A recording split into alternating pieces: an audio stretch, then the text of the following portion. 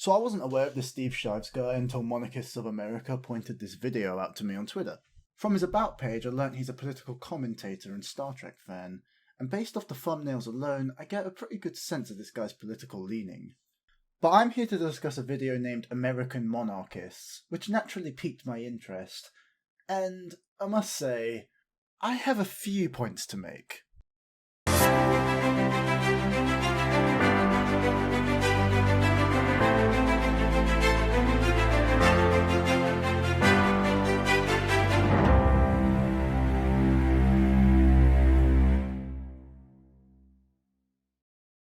Republicans claim to be champions of individual liberty, but all they really care about is getting to be in charge. Sounds a bit similar to British Republicans, so I guess we're off to a good start.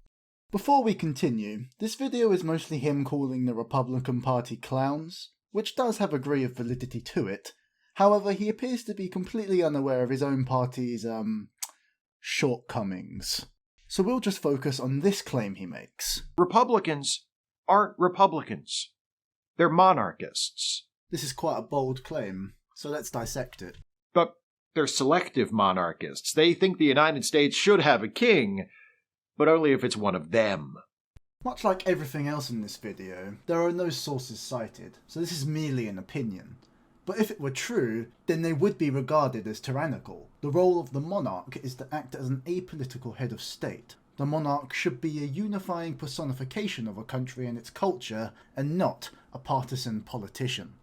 They're also completely fine with kings or queens or various other flavors of monarchs in other countries as well. So Steve appears to be making the claim that getting along with states that have monarchs is a bad thing. Now, if he stated that cozying up to countries that have absolute monarchs is a bad thing, then I would have to agree with him. However, he doesn't. So allow me, Steve, to show you one of my favourite pieces of information. The Democracy Ranking Index from democracymatrix.com. 6 out of the top 10 most democratic nations on Earth are constitutional monarchies. So the insinuation that Trump cozying up to foreign monarchies makes him less democratic is simply a factually inaccurate statement. They had no objections when Trump, in reckless defiance of international norms, began cozying up to North Korean dictator Kim Jong-un. Ah yes, Kim Jong-un, the leader of the People's Democratic Republic of Korea, that famous monarch. False yet again. Also, Trump attempted to ease tensions between the USA and North Korea to lower the chances of another Korean war. American Democrats, such as yourself, seem to be allergic to the prospect of peace. This is not a defence of North Korea by any means, but snubbing foreign nuclear powers doesn't bode well if you're trying to avoid nuclear war. They rarely have anything bad to say about Vladimir Putin, who by title is the president of Russia, but is an elected official in only the most rhetorical sense. The same can be said of the Prime Minister of Hungary, Viktor Orban, who was an invited speaker at last month's CPAC event in Dallas, Texas. What baffles me is that Steve could be using dictatorial monarchs to make his case. He could talk about the crimes of the Saudi nobles or the growing authoritarianism of King Mswati III of Eswatini, but instead he brings up Putin, who, by Steve's own admission, isn't a monarch, and Viktor Orban, who was elected by popular vote of the Hungarian people. Instead, he illustrates the flaws of the Republican system whilst trying to call American Republicans monarchists. It truly highlights just how much Steve knows about the world around him. And for the most part, Republicans have had nothing but nice things to say about Queen Elizabeth following her recent death. I'm not surprised, as Queen Elizabeth was the shining example of the perfect monarch, apolitical, compassionate, and a unifying symbol. Steve chatters on about how Republicans don't care about their allies, which isn't true in the slightest. And then he says this.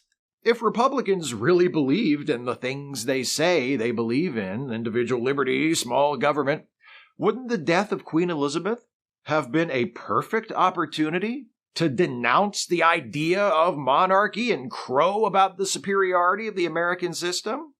It's not like they give a shit about sparing the feelings of some people in the United Kingdom.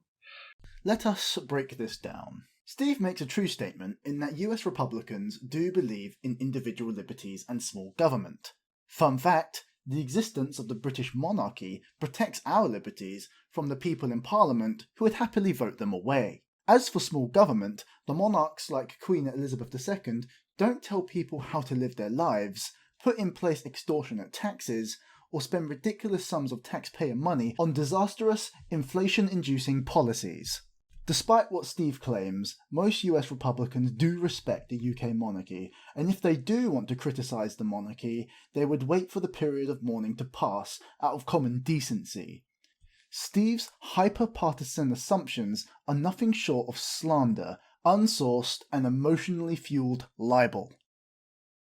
So why didn't they do that? I think it's because they don't actually have a problem with the idea of a monarchy. They like the idea, in fact. And that being the case, they certainly didn't want to speak out against it and give their supporters the impression that an autocratic ruler is a bad thing. Based off the examples I gave earlier, I wouldn't blame them for wanting a monarch. The US system of governance is so prone to partisanship and rapid radical change. I think it would be refreshing to many Americans to have a symbol of stability in their lives. And as for your accusation of calling the British monarchy autocratic... No. Hell no, it's a good thing. It's the very thing we're after. If the British monarchy has a flaw, it's that it's been far too weakened by constitutionalism. The King of the UK has no real power. Since you clearly know very little about how our monarchy works, watch this video I will have linked in the description. If we had a king, you'd better believe our king would be the boss. None of this crown and parliament horseshit. The word of the sovereign would be law. That's the American way. This isn't so much a statement, and is more of an accusation. Accusing US Republicans of wanting autocracy through monarchy, and then claiming that they believe it's the American way. It's an accusation not based on anything real. It's based on Steve's perception of what he thinks is real, and what he thinks is real is that US Republicans are irredeemably evil, which cannot be true because people are individuals, and those individuals have different views on morality compared to Steve. The next 6 minutes of this video is just more baseless, unsourced accusations about Republicans, which I'm not going to get into because I'm here to talk about monarchy. You don't want an elected president. You want to install your guy as head clown in charge for life. You want a king, and you want your rightful places in the nobility. Would having a king of America be better?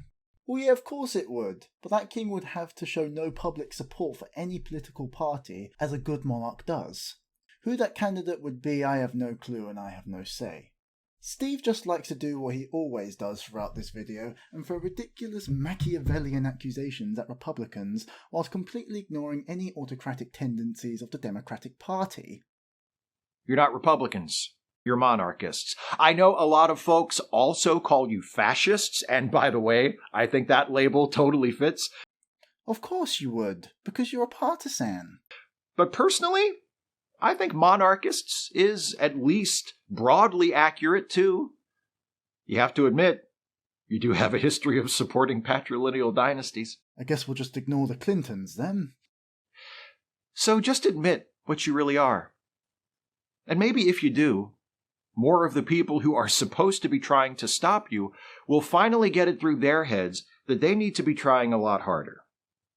I think, Steve, you need to get through your head that a few false accusations of autocracy is not a coherent argument.